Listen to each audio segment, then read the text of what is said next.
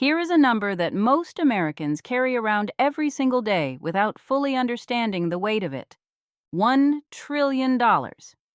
That is the current total amount of credit card debt held by American consumers right now. Over $1 trillion, spread across hundreds of millions of accounts, compounding at an average interest rate of somewhere around 23% per year. To put that interest rate in perspective, the stock market historically returns an average of about 10% per year. Credit card debt compounds against you at more than twice that rate, which means mathematically for every year you carry a credit card balance, the debt is growing faster than almost any investment you could make is likely to grow. That is not a personal finance problem. That is a structural emergency sitting quietly inside the budgets of the majority of American households. And the most frustrating part of all of it is this. Most people who carry debt are not carrying it because they made one dramatic mistake.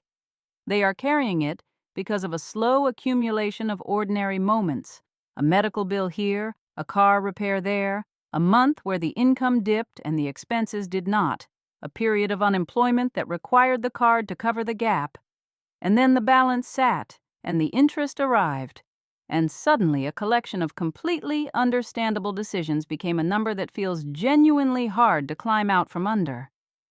The average American household carrying credit card debt holds a balance of around $6,200.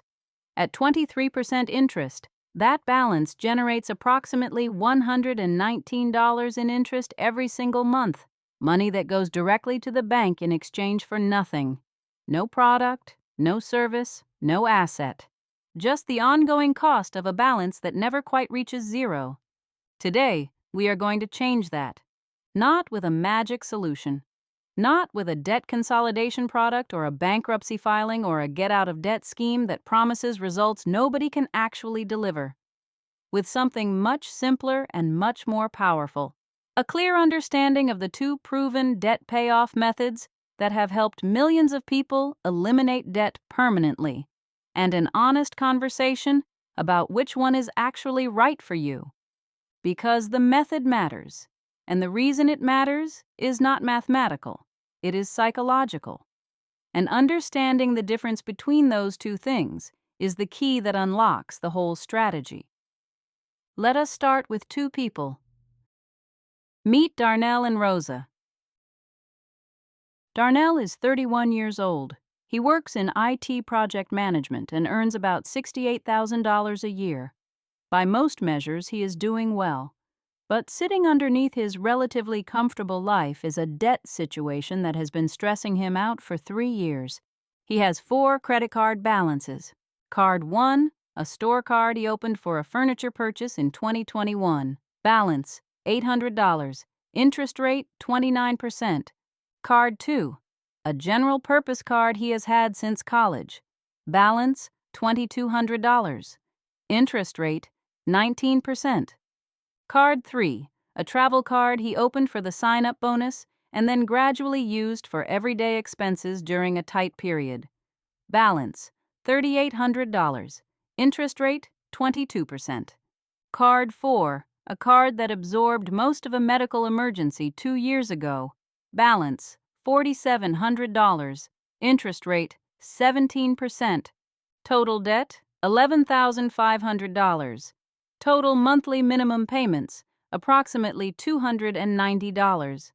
Total monthly interest being charged, approximately $190, meaning that on minimum payments alone, he is paying almost 2/3 of his payment in interest before a single dollar reduces what he actually owes.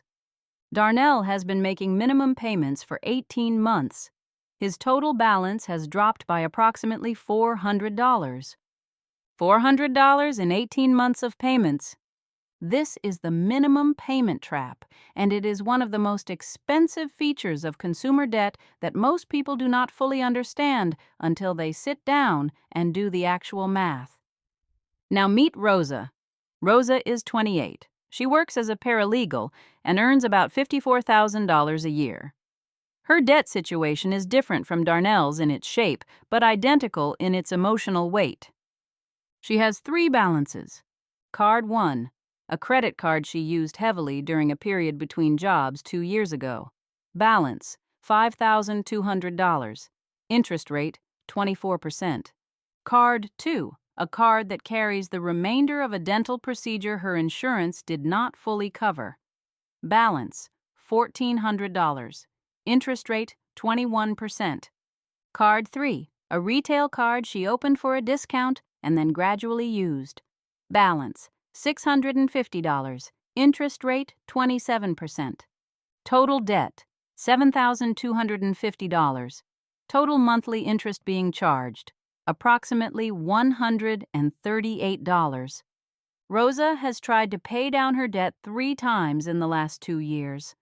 She gets motivated, makes a plan, attacks the largest balance, because that one bothers her most, makes 2 or 3 months of extra payments, sees almost no visible progress because the interest is consuming most of what she pays, loses motivation, and slowly drifts back to minimum payments. She does not lack discipline, she lacks momentum. And momentum, it turns out, is the entire game when it comes to debt payoff. Why the method you choose changes everything. Here is the insight that most debt payoff conversations skip, and it is the most important thing we are going to cover today. Paying off debt is not primarily a math problem. It is a behavior problem, and behavior is driven by psychology, and psychology responds to very different inputs than mathematics does. The mathematically optimal debt payoff strategy is clear and consistent. Attack the debt with the highest interest rate first. Pay the minimum on everything else. Send every extra dollar to the highest rate balance. When that balance reaches 0, roll the full payment you were making on it into the next highest rate balance. Repeat until everything is gone. This approach, known as the Debt Avalanche, will save you the most money in interest over the life of your debt payoff. No question, the numbers are unambiguous. But here is the problem with pure math as a motivational system. Human beings do not run on math. They run on emotion, momentum, and the concrete experience of progress. And when progress is invisible, when you are making extra payments on a large balance at a high interest rate, and the balance barely moves because the interest is consuming most of what you pay, the behavior that the math depends on starts to erode. You make the extra payment in month 1, in month 2, maybe month 3, and then a hard month arrives, and the motivation that was fueling those extra payments is no longer there, because the reward for all that effort has been invisible. The balance moved by almost nothing visible. The sacrifice felt real. The progress did not. This is exactly what was happening to Rosa. She was not failing because she lacked willpower. She was failing because she was using the mathematically correct strategy on the psychologically wrong target. She was attacking the largest balance, the one that moved the most slowly and offered the least visible reward for her effort. Now, let us look at the other approach. The Debt Snowball, made famous by financial educator Dave Ramsey, reverses the mathematical logic entirely. Instead of targeting the highest interest rate first, it targets the smallest balance first. Regardless of the interest rate, the math is less efficient, but the psychological architecture is completely different. When you eliminate your smallest balance, something happens that no spreadsheet can fully capture. You win. You close an account. You remove a creditor from your life. You feel the concrete experience of a debt that no longer exists. And that feeling, that specific, tangible sense of accomplishment, generates the momentum that sustains the behavior through the months ahead. Then you roll the full payment from the eliminated balance into the next smallest balance, and the next.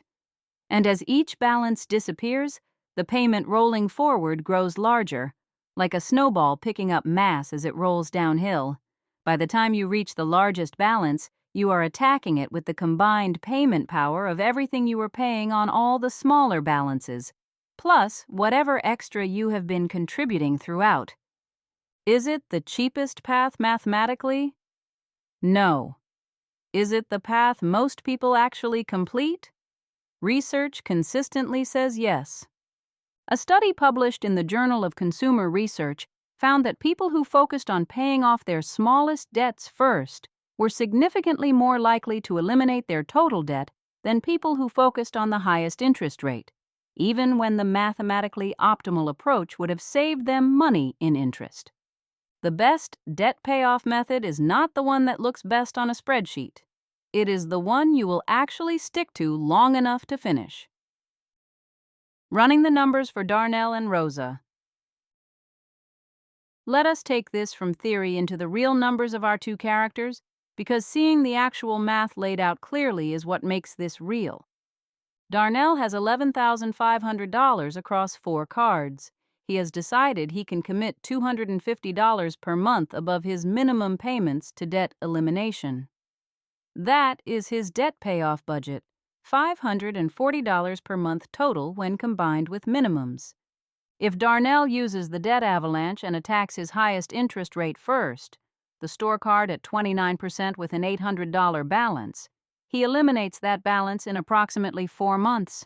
Then he rolls that payment into the travel card at 22%, then the college card at 19%, then the medical card at 17%. Total time to debt-free, approximately 26 months.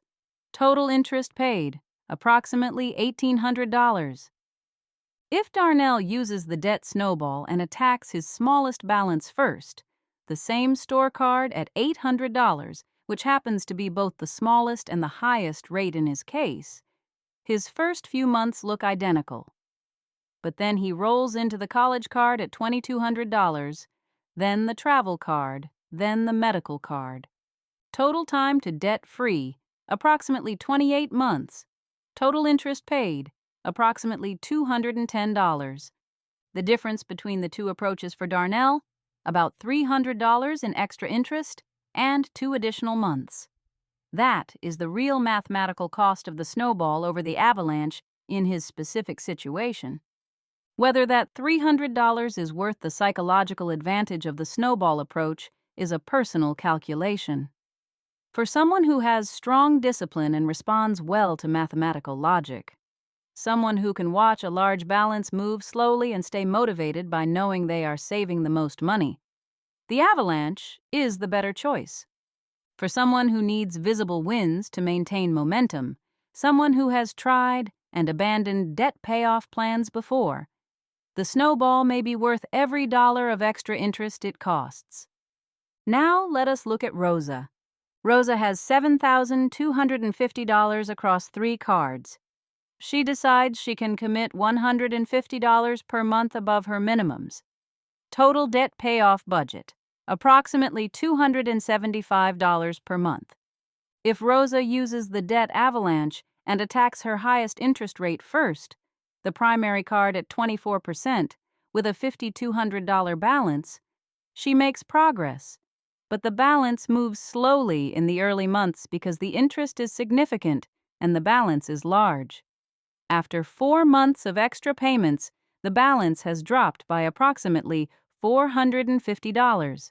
Visible, but not dramatic. If Rosa uses the debt snowball and attacks her smallest balance first, the retail card at $650, she eliminates that balance in approximately 3 months. Month 3, she closes an account. She wins. She rolls that payment into the dental card at $1,400 and eliminates it by month 8. She wins again. By month 9, she is attacking her largest balance with the full combined payment from all 3 cards, $275, plus the freed-up minimums from the 2 eliminated cards. The large balance, which once felt immovable, now falls steadily under the weight of her full momentum. Total time to debt-free on the snowball, approximately 22 months. Total interest paid, approximately $980. On the avalanche, Rosa's timeline is about 19 months and approximately $830 in interest. The mathematical difference, $150 in interest and 3 months. But the psychological difference, For Rosa specifically, given her history of losing momentum and abandoning plans, may be the difference between finishing and not finishing at all. Which method is actually right for you? This is the question that matters. And the honest answer is that it depends on one thing more than anything else. Do you know yourself well enough to predict how you will behave when progress feels slow? If you are someone who can look at a spreadsheet, see that you are saving money even when the balance is barely moving, and stay motivated by the logic of the math, the avalanche is your method. It costs less, it gets you there slightly faster, and for the right personality, the knowledge that you are doing this optimally is its own form of motivation. If you are someone who has started and stopped debt payoff before, someone who knows that visible progress and concrete wins are what keeps you moving, someone who has experienced the specific frustration of making payments for months and feeling like nothing is changing, the snowball is your method. The extra interest it costs is not a failure of discipline. It is the price of a system that actually works with your psychology instead of against it. And here is something important that most debt payoff conversations miss. You do not have to choose one method and follow it rigidly for the entire payoff journey. Some people start with the snowball, eliminating one or two small balances to build momentum, and then switch to the avalanche once the psychological engine is running and the remaining balances are larger. This hybrid approach captures the motivational benefits of early wins while transitioning to mathematical efficiency for the heavier lifting. The right method is not a moral position, it is a strategic one, and the strategy that wins is the one you actually complete. The rules that apply to both methods.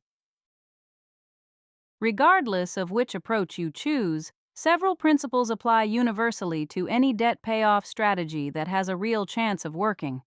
The first is stop adding to the balances. This sounds obvious, but it is the step most people skip, or half skip. They commit to paying down debt while still using the cards they are paying down. Not recklessly, just occasionally. For convenience, for a trip, for a month when the budget got tight. And every dollar added to a balance being paid down at 23% costs significantly more in the long run than the thing that dollar bought in the moment. The most effective debt payoff strategies treat the credit cards being paid down as closed for spending purposes. Not canceled. Canceling affects your credit score, and you can always reopen the habit later. Just removed from the wallet, taken out of the phone's saved payment methods. Made slightly inconvenient to use while the balance is being eliminated. The second is, automate the extra payment. Do not rely on having extra money at the end of the month and manually transferring it to the debt. Set up an automatic payment above the minimum on the target card, the exact amount you have committed to, on the same day every month. Make it a fixed, automatic obligation the same way the minimum payment is. Because any payment that requires a monthly decision is vulnerable to the months when the decision goes the wrong way. The third is build a small buffer before you accelerate. If you have no emergency fund while aggressively paying down debt, every unexpected expense sends you back to the credit card, which means every emergency undoes weeks or months of payoff progress. The cycle is demoralizing and unsustainable. Before redirecting every available dollar to debt, build a small starter emergency fund, even just $500 to $1,000 in a separate savings account. It does not need to be 3 months of expenses, just enough to absorb the most common financial surprises without requiring you to charge the card you just paid down. This small buffer protects the debt payoff momentum from the unpredictable costs of everyday life. The fourth is celebrate every eliminated balance, not with spending, but with real acknowledgement. The day a balance reaches zero, the day you close out a card or pay off a loan, mark it. Tell someone. Write it in a notebook. Put a check mark on a list that has been sitting on your wall for months. Take a photo of the zero balance on your screen. Let the win be real. Because the human brain that is motivated by progress needs to be fed evidence that the progress is real. Acknowledging the win is not indulgent. It is neurological maintenance. It is keeping the engine running for the months ahead. Where Darnell and Rosa ended up. Darnell chose the avalanche. He is a systems thinker by nature. His job involves managing complex projects across multiple timelines. And the logic of attacking the highest interest rate first mapped cleanly onto the way his brain worked. He set up automatic extra payments, removed the store card from his wallet, and checked his progress at the beginning of every month with the same focused calm he brought to his work projects. 26 months after he started, his 4 credit card balances were gone. The $1,900 in interest he paid along the way was genuinely less than what the minimum payment path would have cost him. He felt the efficiency of the method in the final number. Rosa chose the snowball. She remembered too clearly what it felt like to lose momentum on the large balance. The specific demoralization of paying and watching the number barely move. She eliminated the retail card in month 3, celebrated by calling her best friend, and rolled the payment forward.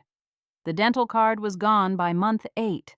By month 9, she was attacking the large balance with more payment power than she had ever put toward it, and watching it fall steadily week by week, because the math of a concentrated attack finally had room to work. 22 months after she started, Rosa's 3 balances were at 0. 2 people, 2 methods, both of them debt-free.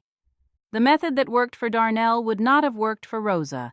The method that worked for Rosa would not have served Darnell as well. But both of them asked the same question at the beginning, not which method is optimal, but which method will I actually complete? And both of them answered honestly. That honest answer is the entire strategy. So here is what we need from you before the next video. Pick your method. Write down your balances, every one of them, with the current balance and the interest rate beside it. Order them either by interest rate highest to lowest for the avalanche or by balance smallest to largest for the snowball. Set up 1 automatic extra payment on the first target card. Even $25 above the minimum. Even 10. Start the clock. Because the debt that feels permanent right now has a payoff date, and the payoff date moves closer every single month that the system runs. We will see you in the next one.